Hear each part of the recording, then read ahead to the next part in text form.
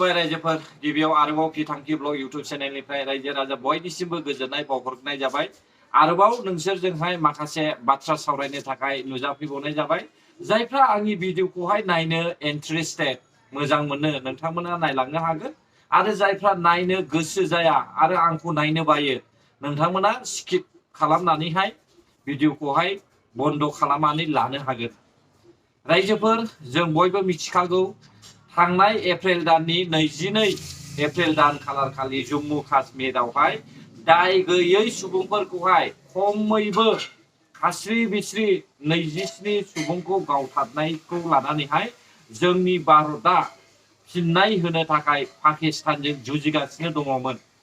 मैयानि समावहाय लश्कर-ए तैयबानि माखासे उदखारिफोर थाग्राखौहाय गाग्लोबबाय मोनसे जोंनि भारतनि अपारेशन सिंदूर होननाय बे पार्टिया मैयानि समावहाय पाकिस्तानावहाय उदखारिफोरनि केम्पखौहाय गाग्लोबनायखौ जोङो नुनो मोनदों।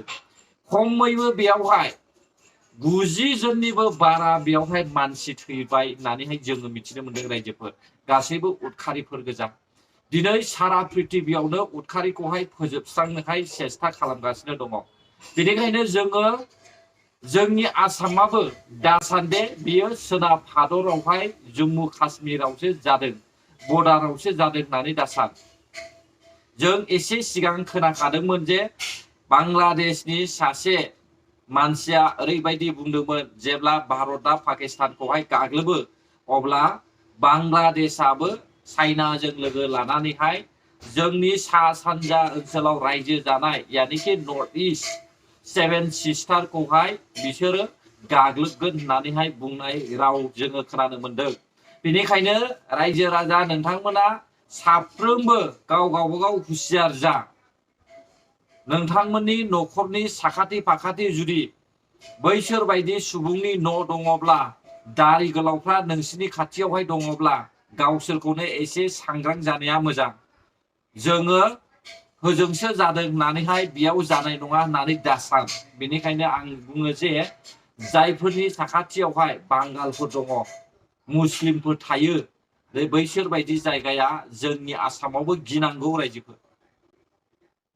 दानिया फैदो रायजोफोर, जोङो सिगांनि डिपुटि चिफ खाम्फा बरगयारी सार बेनि सायावहाय अपोजिशन पार्टिनि मानसिफ्रा माखासे गान्देवला राजाजोंहाय रुजुनाय बे बाथ्राखौ लानानै खाम्फा बरगयारी सारा खुगा बेखेवदों।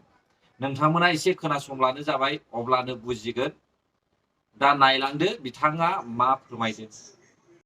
बिटिसिनि भबिष्यतखौ नायनानै बिनि दानि बोहैनाय राजनितिनि ट्रेन्ड आरो फैगौ दिनाव जानो थांनाय राजनितिनि ट्रेन्डखौ नायनानै आं सासे राजनितिनि मानसि, आङो रायजो राजाफोरनि खामानि मावनो लुबैयो आरो बिटिसिनि समग्र जाति गस्थिखौ राजनैतिक भाबै आङो ज' खालामनो लुबैयो आरो स्पेसियेलि बर'फोरखौ आङो खौसे जाजानो लुबैयो। दा बेनि थाखाय आं जथेस्थ' खामानि मावबोदोंमोन आरो गोबां खारनाव बेखौ सफल खालामनो हायाखै, मावफुंनो हायाखै। आंल' नङा, इउपिपिएलनियानो जा बा बिपिएफनियानो जा गोबां गोजौ सारिनि दैदेनगिरिफ्रा बे खामानिखौ मावफुंनो थाखाय सेस्था खालामबाय थादोंमोन, नाथाय दिनैसिम जायाखै।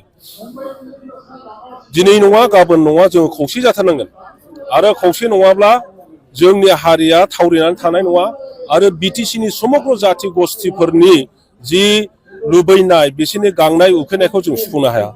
खारन जोङो जेरैहाय जोंनि भाषाखौ मोजां मोनो, जोंनि कला कृष्टिखौ फोथांनानै लाखिनो लुबैयो, गुबुन हारिफोर जेरैहाय जोंनि खाथियाव थानाय मुस्लिम मानसिफोर, नोङो आदिबासि मानसिफोर, नेपालि मानसिफोर, असमिया मानसिफोर, राजबंशी, बंगालि, बिहारि गासैबो गावनि भाषा आरो संस्कृतिखौ लानानै थांनानै थानो लुबैयो, डेभेलप खालामनो लुबैयो। दा बेखौ आं नुदों जे बेखौ मावफुंनोब्ला फैगौ समनि जि राजनितिक सोलिबाय थानाय जे इउपिपिएलनि दारैहाय बियो बांसिन स्कप दङ। इउपिपिएलनि मानसिफ्रा समग्र जाति गस्थिनि थांनानै थानायनि खोथा बाथ्राखौ सिन्था खालामदों।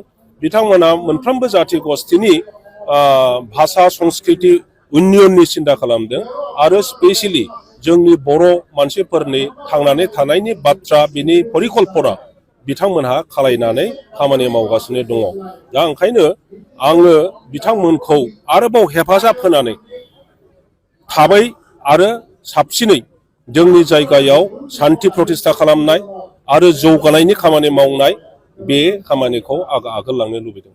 सार बिदिब्ला बिपिएफनि राजखान्थिनि जिखिनि थासारि बे माबायदि जागोन बेखौ माने नोंथांमोना पलिसि मिटिं खालामोमोन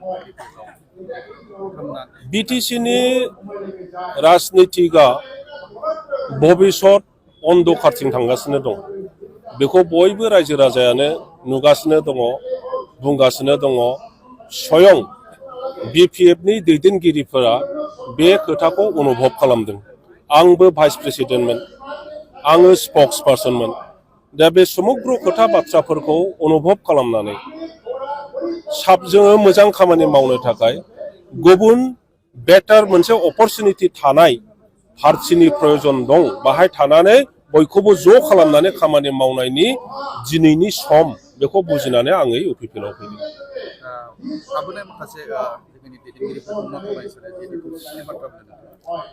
आंथ' खावलायबाय थादों जे बयबो जोङो जिहेतु खौसेनि खोथा बुङो, खौसेया मोननैनि गेजेराव माबा मोनसे द्वन्द्वनि थाखाय जुदि ज' जानो हालाब्ला अब्ला जोङो मावथिफ्रा अबेबा मोनसेयाव ज' जायोब्लानो जोङो ज' खौसे थानो हायो। ओंखायनो आंनि खावलायनाया जाहैबाय जिखुनु राजनितिक दलाव थाया मानो, बिजेपियावनो थाया मानो, कंग्रेसआवनो थाया मानो, बिपिएफआवनो थाया मानो, अबेबा दलावनो थाया मानो, दैदेनगिरिफ्रा रायजो राजाफोरखौ लानानै ज' इउपिपिएलआव फैब्लानो जोङो मोनसे सक्तिशालि दल खालामनो हायो इउपिपिएलखौ। आरो बिटिसिनि समग्र समस्यानि सायाव जोङो मोजाङै सिन्था धारा लानानै खामानि मावलांफिननो हायो। नोंगौ जोङो खोनानो मोनदोंमोन अपोजिसन पार्टिनिनो बिपिएफ पार्टिनिनो प्रहलाद ब्रह्म बिथाङा बै समावहाय खाम्फा बरगयारी सारखौहाय इउपिपिएलआव फैनायनि थाखाय रागा जोंनानै गानदेवला राजाजों रुजुदों। नाथाय आं दिनैनि समाव बेखौसो बुंगोन, गानदेवला राजाया प्रहलाद ब्रह्मआबो, कास्टम बसुमतारियाबो आरो रिन्जय बर'आबो लोगोसे अनजालि दैमारियाबो, मिथिबाय दा, आइजोफोरनि गेजेरावहाय गानदेवला रानि अनजालि दैमारियाबो। दा बेखायनो आं बुंनो सानदों जे खाम्फा बरगयारी सार बायदि सासे सिनियरखौहाय मैया दाख्लैसो बिपिएफ पार्टिजोंहाय थाफानानैहाय गोदान पलिटिक्सआवहाय ओंखारग्रा जुनियर पार्टिनि मानसिफ्रा माब्रै बेबायदि लाजिनांनायनि बाथ्रा बुंखो? गुदि गैया, बिजौ गैया, जेबो मिथिया गारा माब्रै सासे सिनियर दैदेनगिरिखौहाय बेफोरबायदि बाथ्रा बुंखो? गावजों गावल' नांलाय खमज्लाय खालामबाय थायो, गावजों गावल' जालायो।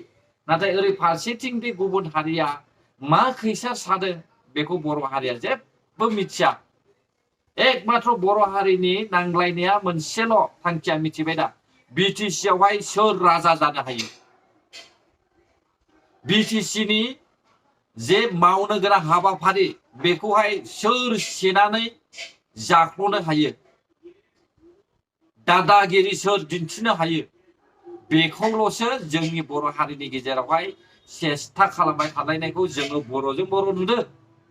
नाथाय गुबुन गुबुन हारिनि गुबुन गुबुन संगठननि मानसिफ्रा जोंनि बर' हारिनि गेजेरावनो बिसोरो मा जायगा लानो थाखाय गोरलै जानो थांगासिनो दङ।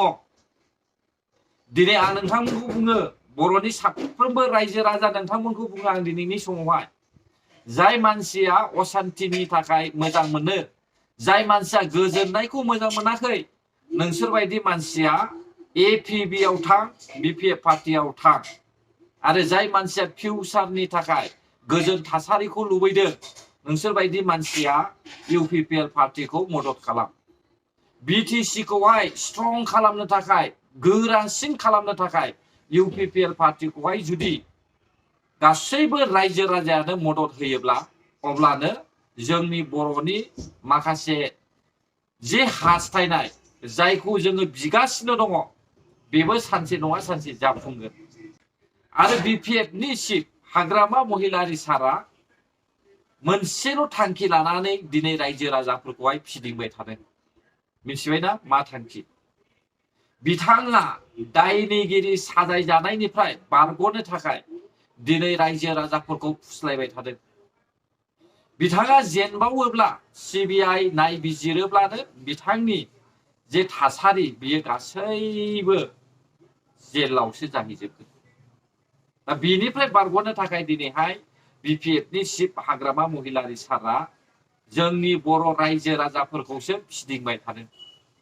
नाथाय सिदा खोथा रायजोफोर, सानसे नङा सानसे UPPLआनो जा गुबुन मोनसे बबेबा पार्टियानो जा देरहाखागोना रोखाखा। अराय सम जे BPF पार्टियानो देरहाबाय थागोन बेथ' नङा।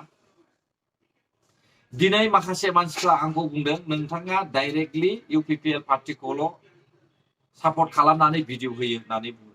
बै समावबो आं बुंखादों आङो UPPL खौल' मोजां मोनखायो आरो UPPL नि आदर्श बिथांमोननि मावनाय दांनाय बे खामानिखौ आङो मोजां मोनो। आङो सोरबा बिल्डिं लुग्रा, सोरबा लामा बानायग्रा, सोरबा जाख'ग्रा बेफोरबायदि सरखारखौ आं मोजां मोना रायजोफोर। जोंहा बड'लेण्ड इउनिभारसिटियाबो सोलिनो आन्था दंथ'खासै। जोंहा मेडिकेल कलेजाबो दंथ'खासै आरो जोंहा लामा सामायाबो दंथ'खासै। नाथाय जोंनि मावनांगौआ मा बर' हारिनिया? जोंनि बर' हारिनि थाखाय जोङो गोजोन नांगौ।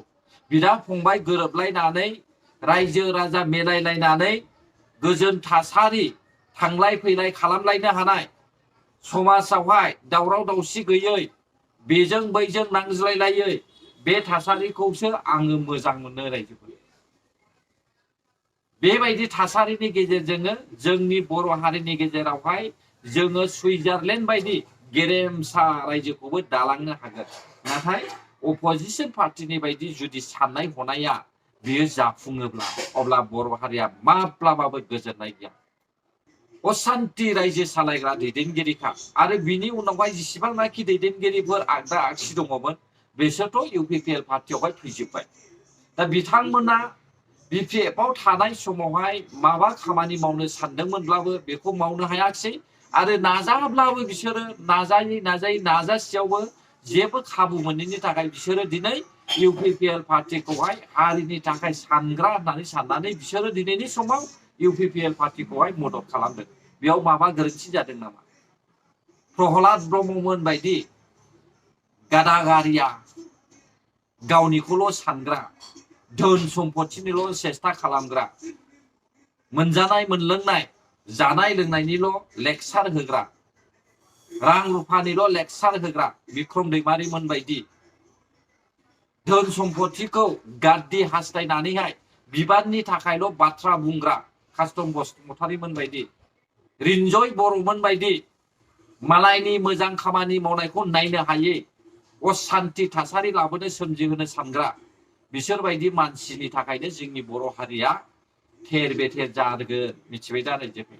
बिसोरनो जोंनि बर' हारिखौहाय थेर बेथेर खालामगोन जुदि रायजो राजाया गोथौयै बिजिरनानै नायनो रोङाब्ला। अब्ला रायजोफोर भिडिअआबो बेसेखिनियानोमोन। नोंथांमोननि थाखाय गोरोन्थि जाबायब्ला आंखौ निमाहा हो। आरो जायफ्रा आंनि भिडिअखौ जोबजासे नायबाय बिथांमोननिसिम रोजा रोजा साबायखर बावहरनानै भिडिअखौ बेयावनो फोजोबनाय जाबाय। बर' हारि जै जाथों, जै बर' हारि।